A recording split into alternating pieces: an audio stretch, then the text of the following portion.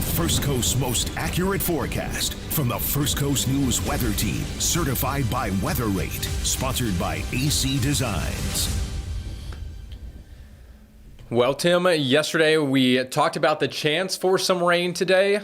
Very, very isolated instances this morning, but this afternoon I think did prove that more than likely at least 30 to perhaps 40% of us did see at least some rain if you were out and about at all here today. Yeah, I even saw some students at about noon, and they were, I guess, waiting on a bus, and were drenched. I mean, a mile east of them, they would have been fine. A mile west of them, they would have been fine.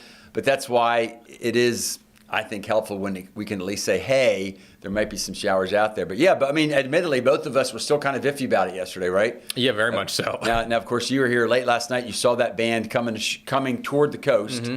And it does look like it came to the coast, fell apart, but then that boundary kept working west and ignited with some heat. Looks like there was even a brief downpour over the last hour, maybe just near Oakleaf. Yeah, on the west side there. Yeah, even when I came into work today, kind of coming down from the airport, I pretty much hit the Trout River and immediately rain shut off, like someone turned the faucet off. Sun was out and it was, over as quickly as it had come through. So isolated instances of some rain here today. Overall, though, it looks like the rest of our evening should be pretty dry for any folks who maybe going out to the Clay County Fair or, just any outdoor plans. Should be looking pretty good. You can almost see exactly where that boundary is coming in. So western Clay, Duval, Nassau County, you can kind of see where that collision area is. But it's been pretty dry. We don't have a whole lot of low-level moisture, Tim. So the dew points did come up some that, perhaps helped in seeing some of those showers today. But especially for western areas who have seen those lowest dew points the last several days, going to be tough for any of them to see anything here today, which we don't anticipate. You can see that stronger Gulf Coast sea breeze that's still well to the west. I find it interesting that the strongest boundary we're seeing there is over the Atlantic, and sure enough, when you were showing radar, you could still see a pretty good cluster of shower activity out there, but that should stay offshore tonight and head off to the east and northeast, don't you think? Yeah, no, I 100% agree. So the rest of this evening should be quiet, dry. If anyone's got any plans out there, we're in the 70s right now. Jumbo shrimp. Oh, the Jumbo Shrimp, playing tonight. Is that a 7:05? Mm-hmm. So, if you're going over to ViStar Ballpark, you're Thursday. Thirsty Thursday. If you're thirsty, yeah. Andy, I know, our digital producer back here loves a good hot dog and a cheap beer out there on Thirsty Thursday. And is it even fair to call him just the digital? I mean, he does it all. Like, this is, like, folks, you can't tell, but we now have what are called IFBs, so we can actually hear what's going on. Yeah. And, that's kind of like engineer stuff. It's like beyond digital. I'm impressed. He's essentially like our manager. That's kind of what he directs us to where we need to be. The way we look and sound professionally is up to him. So maybe even more than just our manager. Yeah.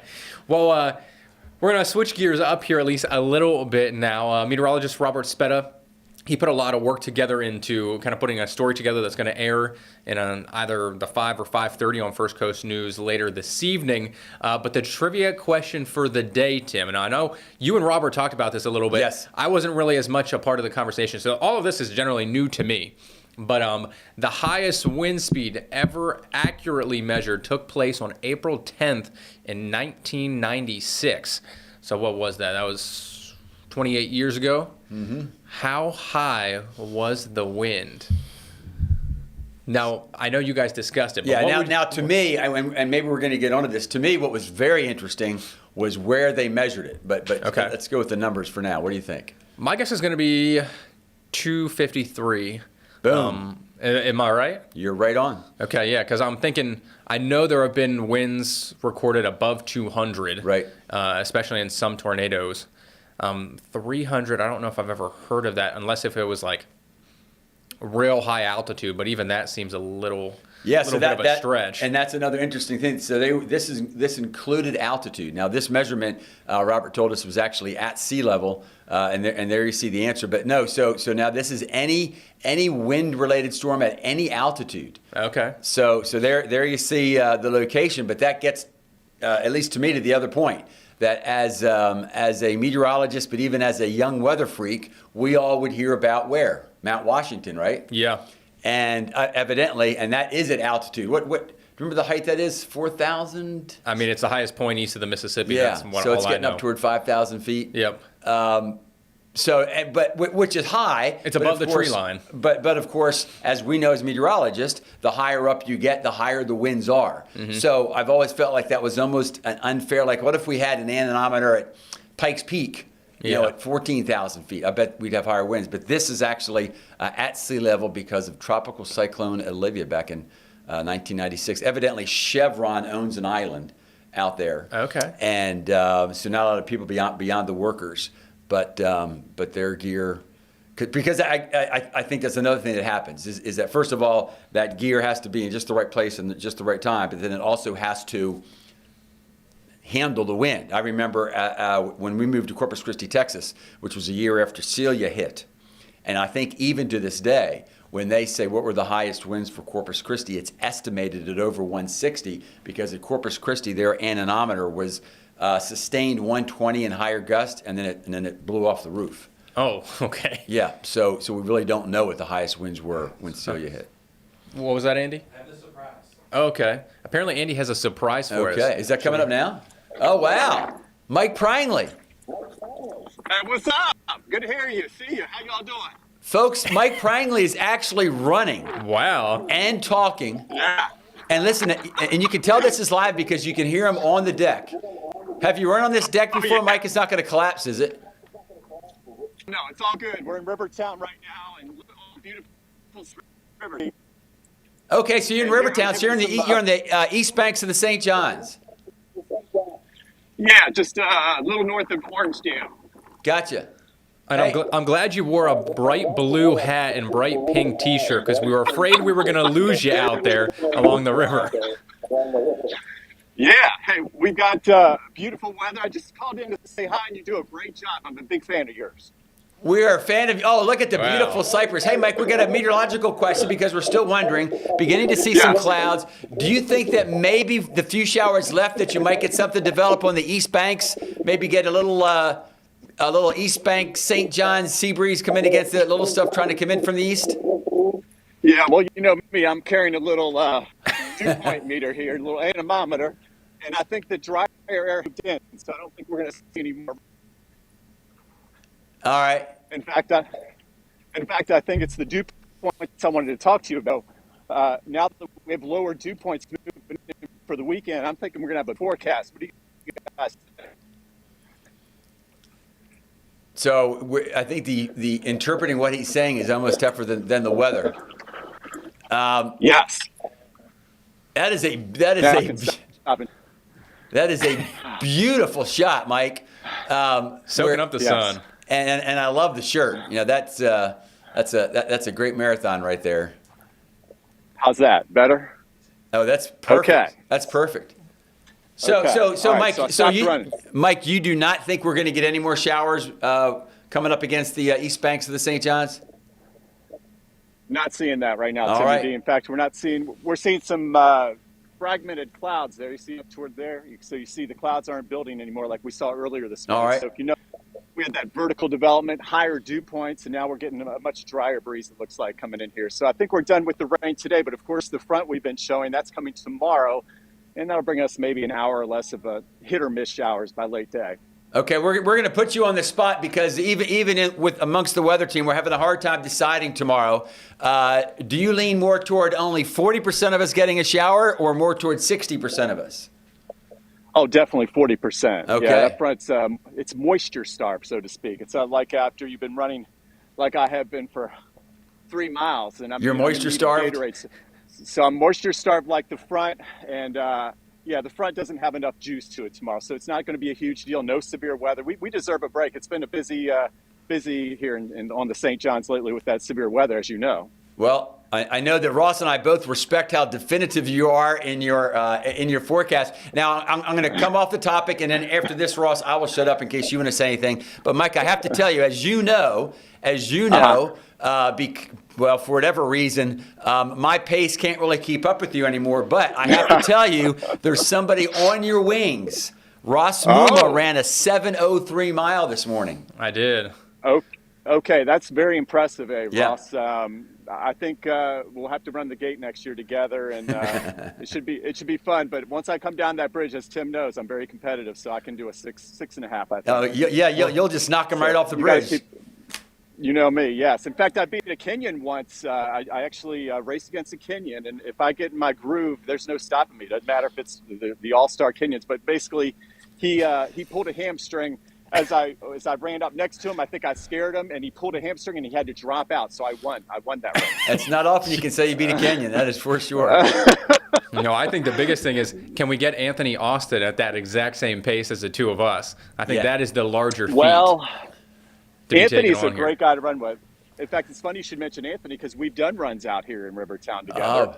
And Anthony and I, we talk about philosophy and the finer things in life when we run. So we're talking about paces closer to 12, 13, 14 minutes. But as I tell Tim, slower paces are good for you too because that builds up the knees. So Anthony's perfect. So Anthony and I do try to do some runs, and I can't wait to run with him again.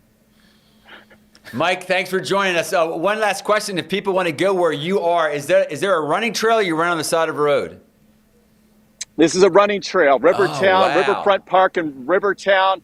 Beautiful trails, goes into the woods. So this is kind of a nice spot, especially in the summertime. So you see these nice big oak and shade trees, and you got the river view here. So basically this is kind of my little hidden secret out here. So I really thank you guys for having me on your show, and we'll have some running updates here soon, okay? So we expect plenty, yes. You can be our human recon man. There we go. Okay, well, keep your head up, enjoy the weather, and steps are steps. Doesn't matter how fast you go, steps are steps. Just get it done and have fun in the sun. I'm going to get back to my run now. All right, stay hydrated, Mike. Take care, Mike. Wow, Andy did have a little surprise. That was a good surprise. That's complicated. How did he do that? And to have someone out there to give us a first-hand account of what they're seeing weather-wise. We could hear him, and wow. It's like having a storm spotter out there on the road. No kidding. Who needs a truck? Really. Andy, I don't even know what graphics I have next. Oh, there it is. The anemometer spinning. Oh, now Ross has some numbers here for us. Yes. This is an interesting one. Yeah, wow. So this, I put this together yesterday. This is completely kind of changing up the discussion here. But so these were the tornadoes through 2024 just within the first 3 months. So January, February, March. So just kind of take a look. So last year through March, basically. Yeah, so from January 1st of 2024 through March 31st of 2024, Florida actually led the way with 30. Wow. So that was through the first 3 months of last year. Now we're going to speed it up to the first 3 months of this year. Almost 200 more tornado reports. Florida only at 4, and then you look, really, I mean, the Mississippi kind of Delta and Mississippi River Valley, and then Dixie Alley, which we often dub, Mississippi, Alabama. It has been a hotbed. What a shift. For severe weather through the first 3 months. You can see Mississippi taking the top spot there at 78. And then these are just the tornadoes so far in April of this year. So this would get added on to whatever that was, that 354 tornado reports in the first 3 months, another 158 now. And again, kind of that same area. Florida's only got 1. Georgia has 7.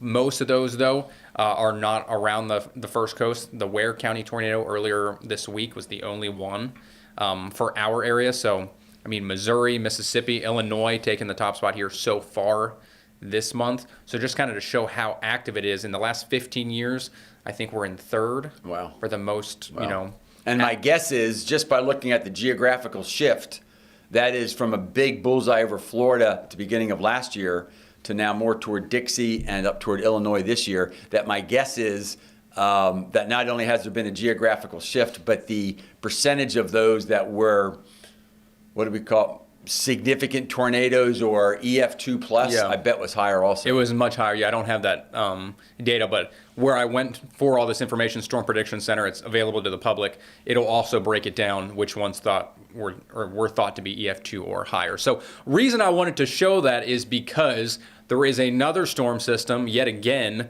dropping down across Memphis, northern Mississippi, northern Alabama here later this afternoon and especially into the evening hours. So They have a slight risk of severe weather yet again. It actually extends as far east as Atlanta.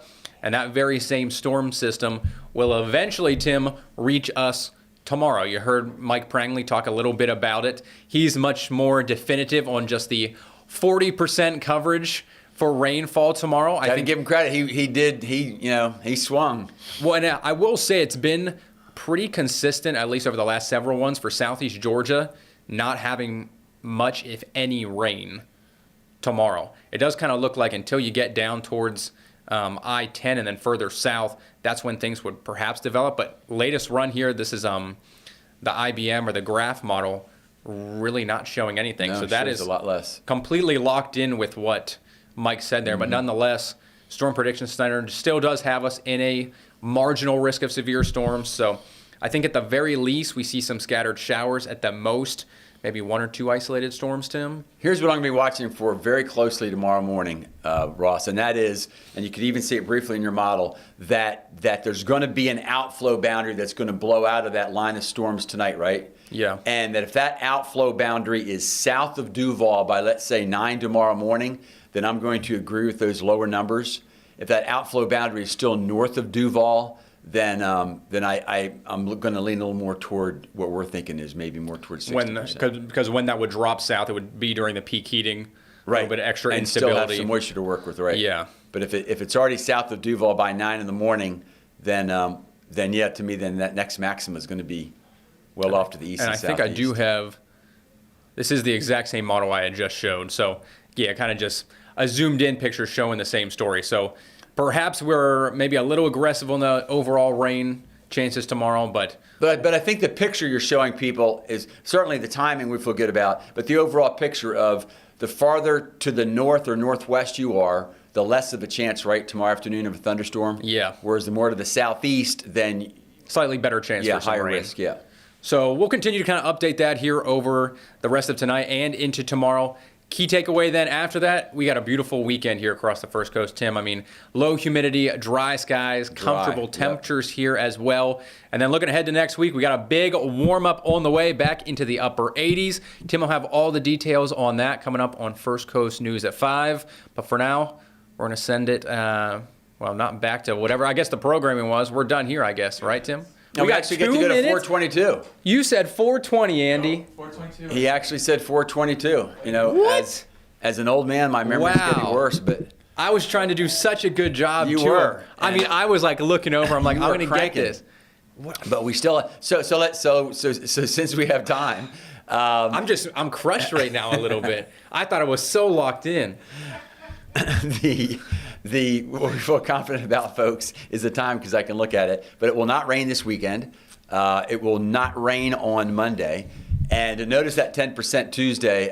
So the guarantee, Ross, is that front will come in Tuesday night or Wednesday morning, right? But once again, it's another front where it's going to have it's a relatively strong front considering the temperature gradient and contrast, but there's just hardly any moisture with it. Then the same thing for Thursday. So if you have outdoor plans for Tuesday, especially for Thursday, this far out, I'd say you're fine that iffiness would be real late Thursday or Thursday night when yet another front drops into the area. Yeah, and this is in major contrast to what we had last week, Tim, where not only was it really hot, but we also had a ton of, high humidity and dew high points dew were points. way up there, right? Like for instance, this week, Tuesday, maybe 88 degrees, but the dew points will probably be in the 50s when we start the day. So nothing like last week. So a little bit of a dry heat, perhaps, there Monday and Tuesday. So get outside, soak up the sun, some good pool or even perhaps a beach weather. Oh yes.